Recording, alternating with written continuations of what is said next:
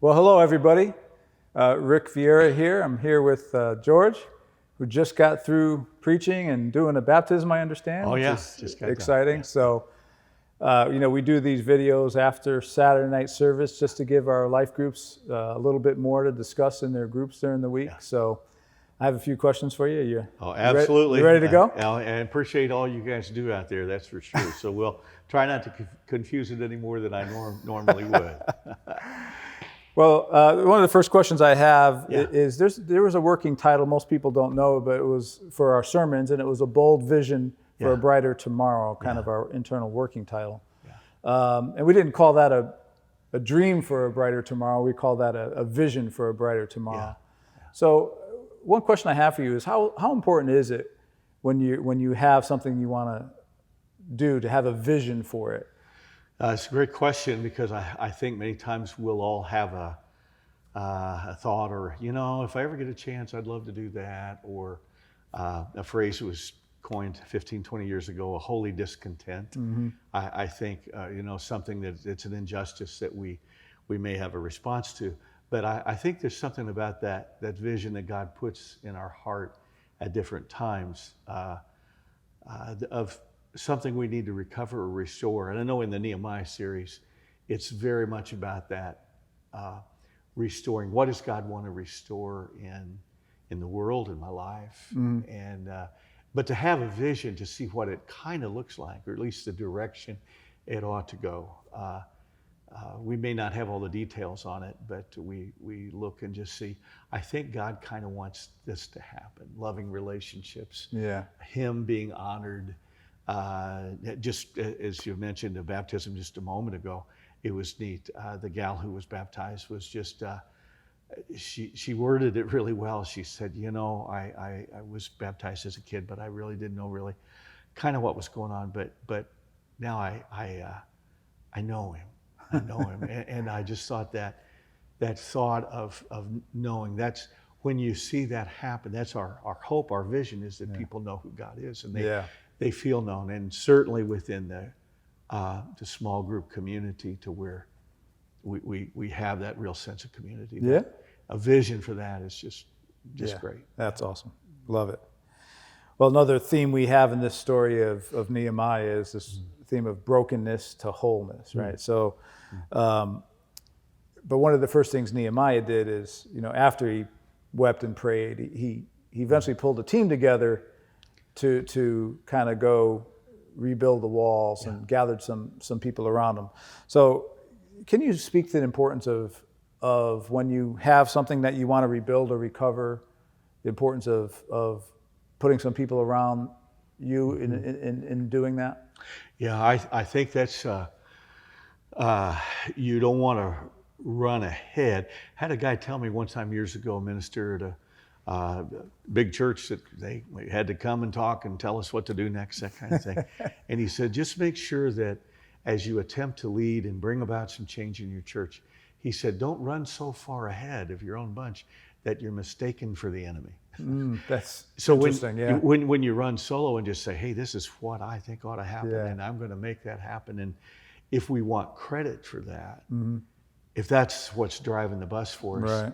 that can be, a real problem. But the moving together is so critical. And I think Nehemiah, he had this brokenness on behalf of the people, as Isaiah did when he saw God and that vision.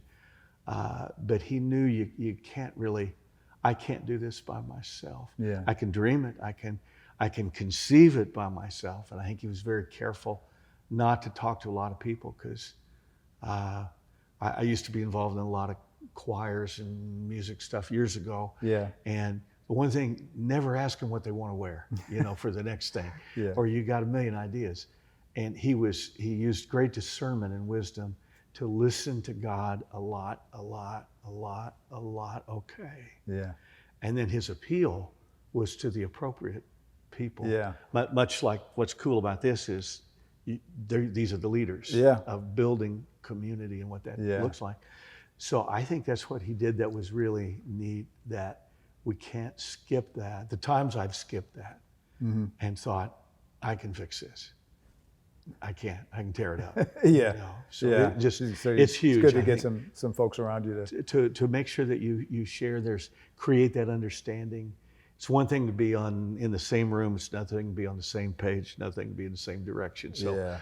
all those little things. It takes time. You can't microwave Yeah. that type of unity, intimacy, Yeah. and direction. But And of course, for the folks in our groups, they oh yeah, probably have that built into their own small group already, where if they are having a challenge or having a struggle, yeah. there's some people that come alongside of them pretty quick. It's the perfect lab Yeah. for that Yeah. to live out. That's a great way to word that. Yeah, Love it. in community. So, Yeah.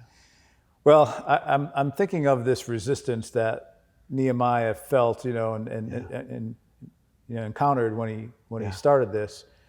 And for anybody that's been to the gym, I know you go to the gym on a regular basis. I go to visit people and have conversations. But once in a while. for those that actually go to the gym and work out, Yeah. they know that they need to put a little weight on the bar in order to get stronger. And resistance isn't always a bad thing, because it helps you grow, stronger in a good way. Yeah. But what would you say to the people that are facing some resistance and hating it? They really are hating it. Yeah. But it may be a good resistance for them, something that's going to make them stronger. What would you say to those people? Yeah, I'd say we always have to take a look and just to see, am I a little more non-confrontational? I'll love the smooth sailing. Hey, everybody okay? I don't really want to know if it's not, but I on the other hand, I've learned you have to find that out. Yeah. The resistance it's always good to clarify and listen. So sometimes it's hard. You have to be convinced in your heart and mind, this is what I think God's called me to do. This is a value. This is something I'm not going to compromise on, just like Nehemiah did. But dealing with those three guys of Sanballat and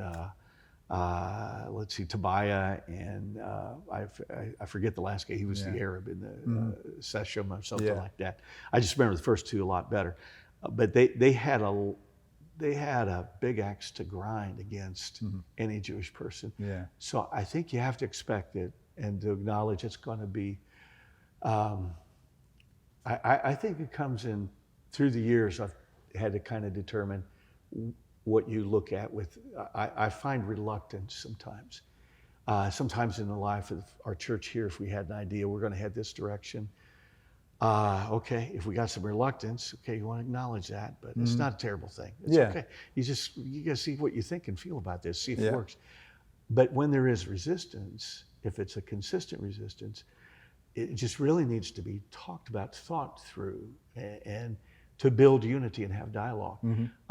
If it doesn't get fixed, it turns into resentment. So the resistance of our style is good because we have to become a little more like one another. Yeah. Same thing within marriage. We're a lot different, but God, I love what Gary Thomas says in Sacred Marriage in his book there. He says that, what if God gave us marriage not to make us happy, but to make us better? Yeah. And yet in that relationship, there'll be a little resistance. Well, I've always thought that. Well, what do you think that for? Well, I don't know. I didn't realize. So that working through that, will make us better. it builds a team Yeah. together. So I think. Well, we just have a minute left, and there's 4 weeks left of this series. So let me just ask you, what do you hope people get out of this series? Let me see. I think honestly, Nehemiah is just an incredible book, an incredible story. The verses that pop out for me through the years have been one, the quotable of "Don't cry today, this or that, but because the joy of the Lord is our strength." That's a great one. But Nehemiah 8:8 is the one for me as a communicator or more of a preacher. What I found, it's when he gets them all together and they've heard the word of the Lord, but he set up. This is a perfect small group thing. Okay, he set up the priests here and there and there and there. And in verse 8 of chapter 8, it simply says that they were there to the teaching of the Word of God, to make it clear and give it meaning.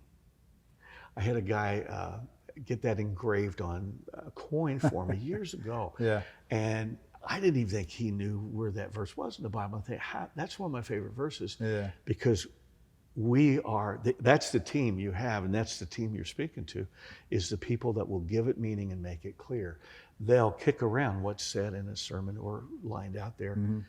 And so I hope that sense of community, at the end of Nehemiah, they worked through a lot of problems, but they started from nothing. And here they got walls, they got people coming back, they got government, they got structure.